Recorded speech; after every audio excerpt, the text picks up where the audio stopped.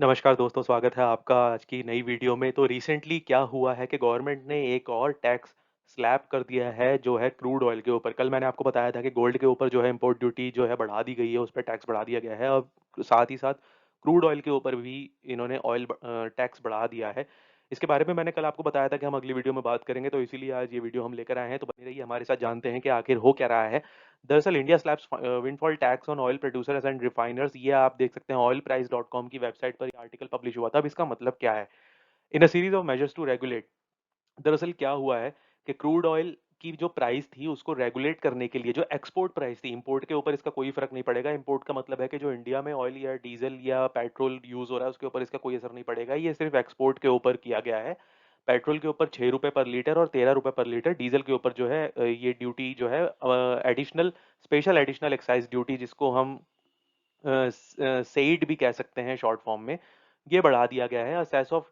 और उसके बाद पर टन के हिसाब से अगर हम देखें तो 23,250 रुपये पर टन जो है विंडफॉल टैक्स बना लगा दिया है इन्होंने क्रूड ऑयल के ऊपर, जो इंपोर्ट किया जाता है बाहर से। और उसमें 6 रुपए पर लीटर जो है also been imposed on export of aviation turbine fuel, जो एविएशन के लिए फ्यूल यूज होता है उसके ऊपर भी 6 रुपए का टैक्स लग गया है। अब what are the petroleum duty changes, तो आखिर ये चेंजेस है क्या और क्यों किए गए हैं?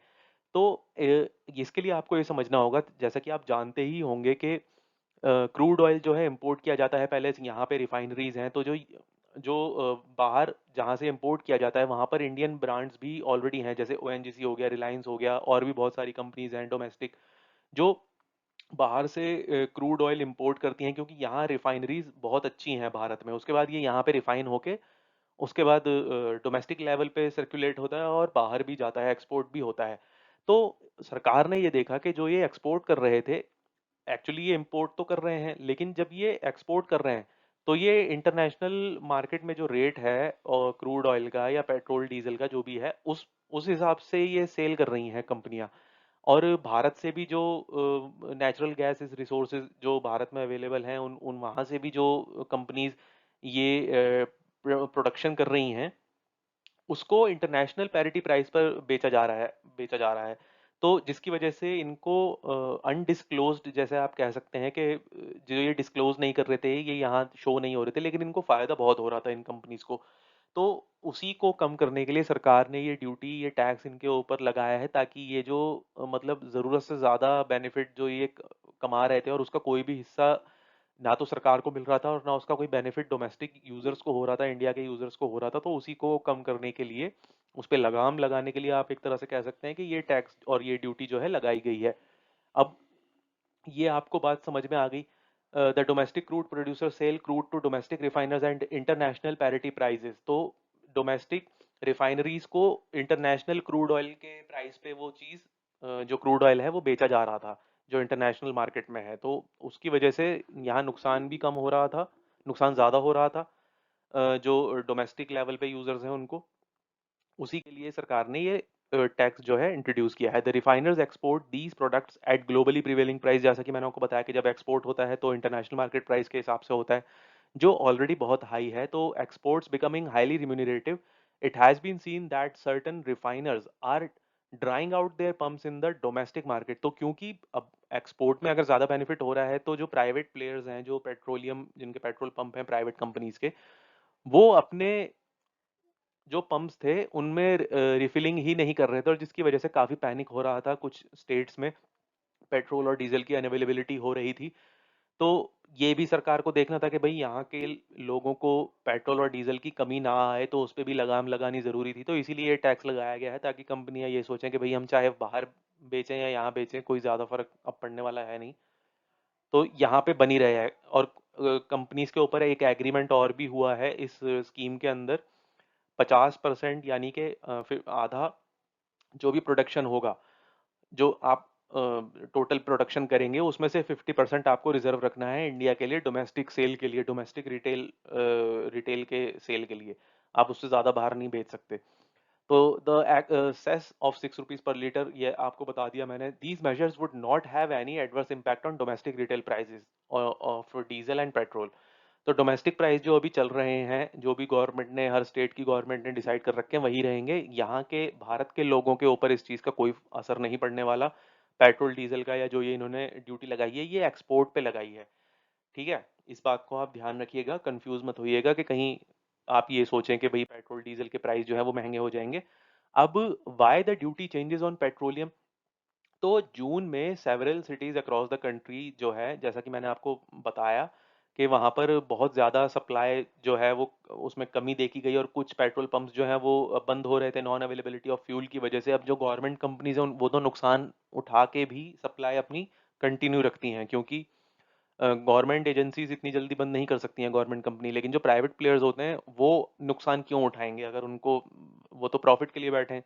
तो उन्होंने अपने बंद कर दिए, जिसकी वजह से पब्लिक के अंदर जो है वो पैनिक हो गया, या शॉर्टेज का एक पैनिक ट्रिगर हो गया।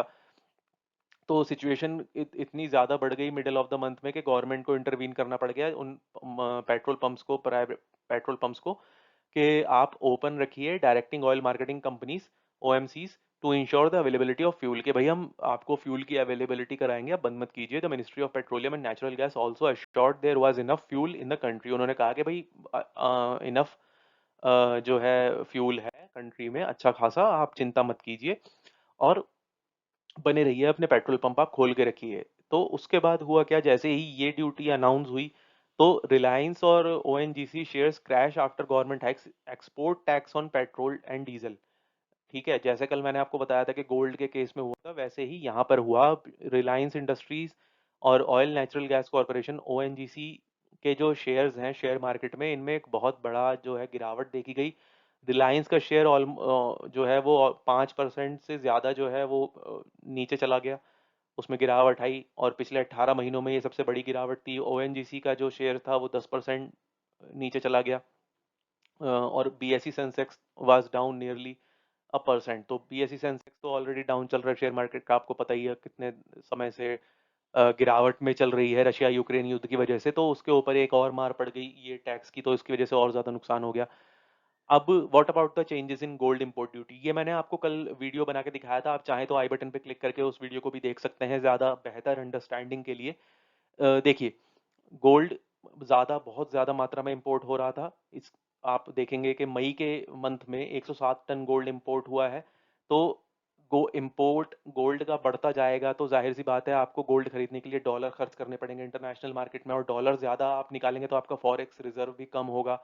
और फिर जो आपकी इंडियन करेंसी मार्केट में इतनी फैलेगी, ठीक है, तो उसका असर ये होगा कि आपकी करेंसी की अवेलेबिलिटी जब इतनी ज़्यादा हो जाएगी तो जाहिर सी बात है उसकी वैल्यू गिरेगी, और डॉलर की कमी पूरी दुनिया में इस समय बनी हुई है। इसीलिए डॉलर के आगे जितने भी देशों की करेंसी है वो वीक होती जा रही है। तो उस चीज़ को कंट्रोल करने के लिए गवर्नमेंट ने गोल्ड के ऊपर भी टैक्स लगा दिया। जो इंपोर्ट ड्यूटी थी वो पहले 10.75% थी टोटल मिला के जो पड़ती थी, जिसमें 2.5% का एग्रीकल्चरल इंफ्रास्ट्रक्चर डेवलपमेंट सेस था, तो 7.5% थी, लेकिन इसको मिला के 10.75 होती थी, 7.5 या 8.5 के आसपास थी, जो अब 15% हो गई है। और उसके बाद इस पे 3% के आसपास का जो है वो जीएसटी भी लगेगा। तो इसकी वजह से गोल्ड के जो प्राइस हैं वो तकरीबन 1,500 से 2,000 रुपये बढ़ जाएंगे। जो पर तोले का जो प्राइस होता है, पर 10 ग्राम का जो प्राइस होता है गोल्ड का, उसमें काफ़ी ज़्यादा बढ़ोतरी होने की संभावना है। तो अब गोल्ड के प्राइस महंगे होंगे तो जाहिर सी बात है कि कुछ टाइम के लिए लोग थोड़ा सोना कम खरीदेंगे, क्योंकि हमारे भारतीय लोगों की भारत देश में ये ऐसा मतलब ऐसे विचार होते हैं कि आप गोल्ड खरीद के रखिए। गोल्ड एक एसेट है, लेकिन एक वो ऐसे एसेट का कोई फायदा नहीं ना जो आपको कुछ लाभ नहीं दे रहा। वो ठीक है, वो उसकी वैल्यू बढ़ जाएगी, लेकिन उसकी वजह से गवर्नमेंट को बहुत लॉस होता है। तो वो गोल्ड क्योंकि आप यूज़ नहीं कर सकते, मार्केट में सर्कुलेशन गोल्ड का होता नहीं है, उसकी वजह से ये इंपोर्ट पे इस तरह का स्टेप उठाए गए हैं, ताकि थोड़ा कम हमारा फॉरेक्स रिजर्व जो है वो डॉलर बाहर जाए गोल्ड को इंपोर्ट करने के लिए। तो ये एक अपडेट थी आपके लिए। आई होप आपको ये वीडियो समझ में आई होगी सारा, कि क्या ये विंडफॉल टैक्स था, क्यों लगाया है गया है, क्या रीज़न था, गोल्ड के ऊपर क्यों है। आपके जो भी विचार हों इस बारे में आप कमेंट सेक्शन में ज़रूर शेयर कीजिएगा। वीडियो अगर पसंद आई हो तो वीडियो को लाइक कीजिएगा, चैनल को सब्सक्राइब कीजिएगा और अपने दोस्तों के साथ शेयर ज़रूर कीजिएगा। बेल आइकन का बटन ज़रूर दबाइएगा ताकि अगली वीडियो की नोटिफ़िकेशन आपको सबसे पहले मिले। तो जल्दी ही मिलते हैं आपसे एक और नए करंट अफ़ेयर की वीडियो में, तब तक के लिए जय हिंद, जय भारत।